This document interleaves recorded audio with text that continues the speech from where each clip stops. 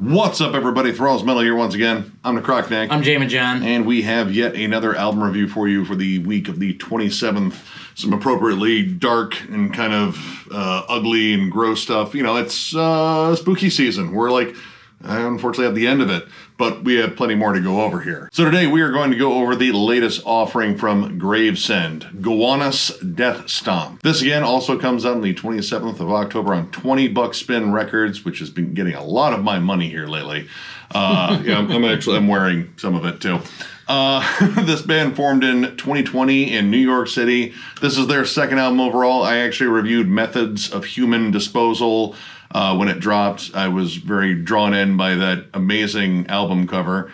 Almost bought the shirt with it on there too. I probably should have. And then we saw them live this past year at Indianapolis's Heavy Hell, and that just kind of sealed the deal for this album. Yeah, we definitely wanted to go over this one. This is blackened grindcore, maybe death grind. It's heavy, it's dark, it doesn't like anything. And yeah, it kind of continues from the first one, except, man, I don't know, I think this one might be a little bit more vicious. In terms of like relatively known members, this band is pretty underground. I know that their drummer George Paul actually is a former member of Mutilation Rites, and he also plays in Glorious Depravity, which is a pretty awesome band itself.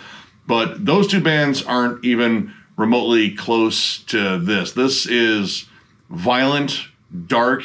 Like, it has all the like grindcore energy, like, you know, that just hyper fast, violent, you know, sort of vibe that grindcore gives off. But there's like a dark undercurrent of like blackened atmosphere, and it just feels sinister. It feels creepy. And that kind of starts right away with the opening intro, Deranged.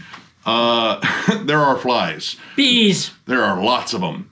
And then you get this like droning synth in the background, and what sounds like someone arguing over owed money. It's kind of like you're listening from like an apartment, you know, through the walls, and you're hearing a conversation you probably shouldn't be hearing.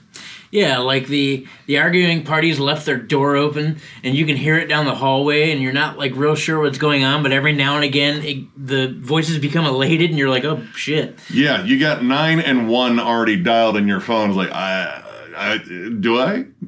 I don't know, man. I don't want to wait for the gunshot. But that curtails into the first actual track on here, 11414. I don't know if that's like the area code or zip code where this murder may have taken place, but it comes in violently, nasty, chuggy. And when you hear these vocals, man, they are just distorted and hollow and screamed and growls, and like a majority of the atmosphere on this album, I think, comes from the vocals once again. Yeah, there's like a lot of reverb on it, but they're like kind of muffled. Like they, you know, recorded him screaming into like a sewer drain, and they were like, you know, 20 or 30 feet back in the sewer drain. You know, what people will do to record albums. It's amazing. I mean, they're in New York, right? There's plenty of sewer drains, and there are plenty of things to yell about. And the production on this, yet another one done by Arthur Risk. He mixed and mastered this. I don't know how this dude finds time to do all this stuff. No shit. He's appeared on, I don't know, probably 25 records we've reviewed this year. Like, I think that's a pretty fair number. Yeah, like he's all over everywhere. And I mean, it makes sense because he has such a knack for finding that gross sound that no one else seems to be able to find quite like this. Like everything's just slimy and filthy, and it just sounds grosser than everything else. Yeah, the guitars in here are just dirty sounding. Like there's a nasty crunch to them, but they sound just like literally dirty. There's like some pick squeals and slides on the opening track there.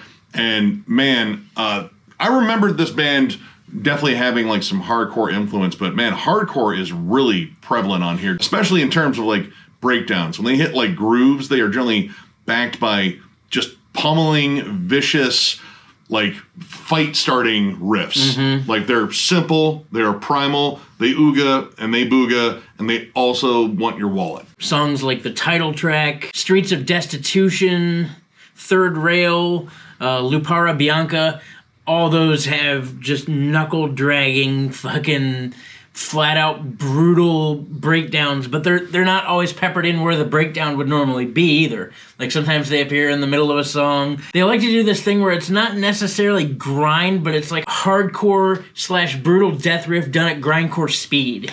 Yeah. You have a lot of moments where you get like these pummeling blast beats, but you have like droning riffs on top. Like they're not necessarily like tremolo, they're not like down-picked or anything. They are just like droning strums, and they kind of let them echo out. And like there's a lot of stuff on here that kind of reminded me of like the more primal, like straightforward riffing you would hear on like early Celtic Frost.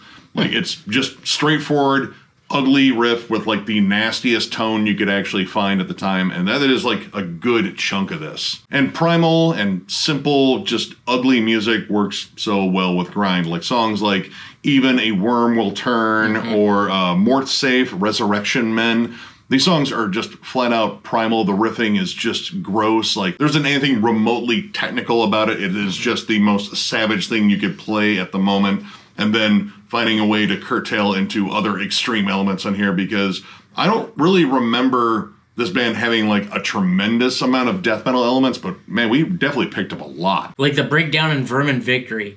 That's straight up fossilization. Even a Worm Will Turn had a lot of like Maul type riffing to it. I got like an interesting mix of bands like Nails and Nausum, but also like Dark Throne. Like Dark Throne at that kind of like punky weird phase, or even like Panzerfaust, like even the production's kind of similar. Like it's dirty, it's kind of gross sounding, but at the same time, this is like much better mix than Panzerfaust, even though I do love that album. Yes, I will agree with that.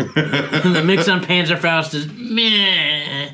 I mean, the drunk vocal take really kind of makes it for me. And this isn't necessarily just a giant blast fest, too. Like, granted, there's a lot of blasts, and you have, like, a good variety of different kinds of blasts, but the pockets of groove really kind of make this more listenable because it's not just a complete percussive beat down on every track.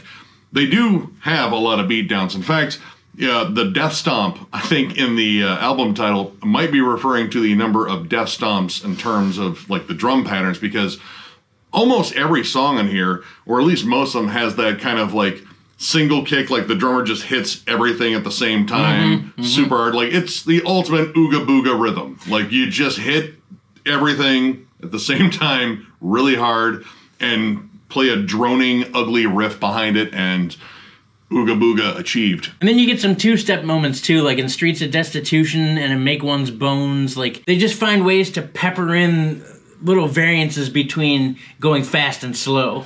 Yeah, they pretty much just take like the most raw, disgusting, violent elements of all the styles they are blending together, and just you kind of accentuate them. Like, let's just take that two-step, make it a little bit gnarlier somehow, with some added atmosphere of these creepy vocals that are on top. Like, because the atmosphere in here when it does come in is just again kind of disturbing. The opening of Crown of Tar kind of revisits the whole deranged opening, and again, it has this sound that reappears, like this kind of ghostly wail that kind of revs up a little bit, and it just kind of comes out of nowhere, and like each time it does, like, ugh, no, not that. That sounds like some creepy ghost noises from a haunted house movie. Sounds like I'm gonna sleep with the lights on tonight. Yeah, no, I watched The Changeling the other night.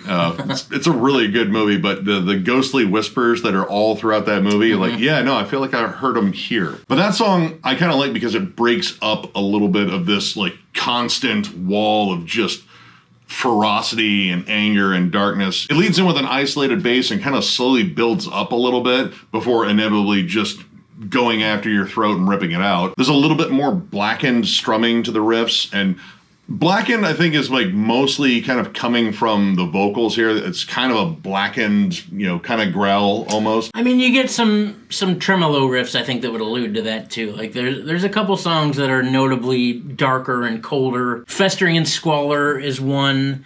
Carried by Six is another. Like, Carried by Six, I thought had some Morbid Angel vibes to it too. But there are parts where they use tremolo to make it darker and colder, which I guess you could also lump into blackened, but the vocals do play a pretty big part. Yeah, I mean, most of the tremolos in here, I'd say, like, they have more of a death metal feel, but Crown and Tar definitely has, like, just a little bit more of a blackened edge to it, up until you hit, like, the big old fucking hardcore breakdown on it, which is just absolutely disgusting. Like some of the most primal riffs on an already primal album. Pretty much this entire album is just vicious from start to finish. And when it's not vicious and angry, it's haunting and dark and unsettling. And in terms of like any negatives, it's really kind of hard for me to pull any out of here. Like there are some songs I think that are a little bit weaker, but overall I think it's broken up pretty well. Like in terms of like, it doesn't become a blast fest. It doesn't lay on like groove too much. It doesn't lay on one particular style too much. It's kind of a homogenized blend of fuck everything music. Like that is exactly what I would call it. Like it doesn't like anything. Like this is just dark and violent, and that's a good chunk of what I like here lately. Yeah, I don't really have any negatives either. It took me a second to get used to the mix because the guitars, while they are slimy and grimy, also sometimes sit a little bit too far back in the mix because the drums tend to sit out front a little bit, and the cymbals are really loud. Oh, yeah. And when they're really laying on, like, cymbals or turnovers or something, it kind of drowns out the guitars a little bit, even though you can hear them snarl in the background. Like, you lose, at least to me, I lost a little bit of the melody at times. And it's not like that's a constant thing, but sporadically, depending on what they're doing in the song, the drums will tend to drown out the melody a little bit. Yeah, sometimes it can be hard, like, picking up, like, individual picking sometimes, unless they're palm muting it. But overall, man, I kind of like the mix. Like, this is intended to sound just gritty and dark and filthy, and Arthur Risk knows how to capture that. Yes, and he does. Make it sound, pretty damn good. So, yeah, overall, I'm going to give this 4 stars. I really dug this. Like, the whole thing, it really works as, like, just a complete listen. Yeah. Like, you just play it from start to finish. It's only, like, 36 minutes, and it bookends the outro and intro. And honestly, like, I didn't hate it. It just fits the vibe of the album. And it even closes with flies, just like it opens with flies. So, yeah, no, it's just kind of a gross, disturbing, but violent album. It's pretty much all the negative moods played really fast and really violently, and man, this has got some solid riffs, like, all over here. I really like the hardcore elements being kind of dialed up a little bit from the first one, and this album lacks nothing in ferocity. In fact, it is all ferocious, and this is definitely a band to check out live, too, because they're just as ferocious live. So, yeah, if you're a big fan of, like, again, Nails, I would still say, like, a lot of grindcore acts, but, I mean, if you like just really raw, ugly, more groove-laden black metal, like, again, like, kind of like Panzerfaust or Celtic Frost, but mix that with grindcore. That sounds like a good time to me. If that sounds like a good time to you, check this out. Yeah, I agree with Nick. It's 4 stars for me, too. It was a really fun, yet disgustingly gross listen.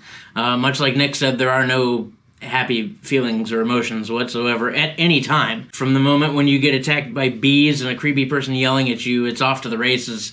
And that's not necessarily in speed, because there is a fine mix of fast and slow and hardcore and dark, nasty tremolo and, like, all the things that you'd want from a band that identifies as gross and nasty grindcore and black metal and a bunch of other things.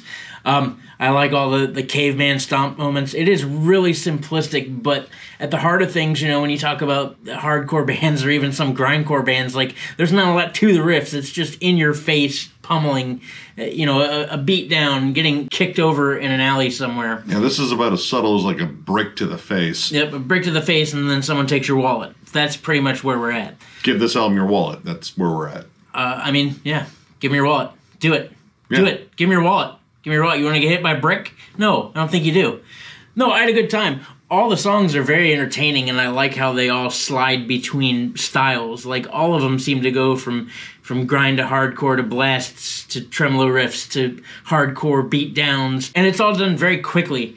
Again, 16 songs in, 36 minutes? I mean, it's just one punch after the other, and that's kind of what I like about bands like this. So yeah, if you like bands like Maul or Nails or Morbid Angel or Celtic Frost or some Dark Throne, just a bunch of grimy, nasty shit, you're probably really gonna dig this. I'd recommend checking it out. I definitely recommend seeing these guys live if you get the chance. It's more than worth it. So if you enjoyed this review, give it a thumbs up, and if you are new to the channel, subscribe, because we do stuff like this all the time.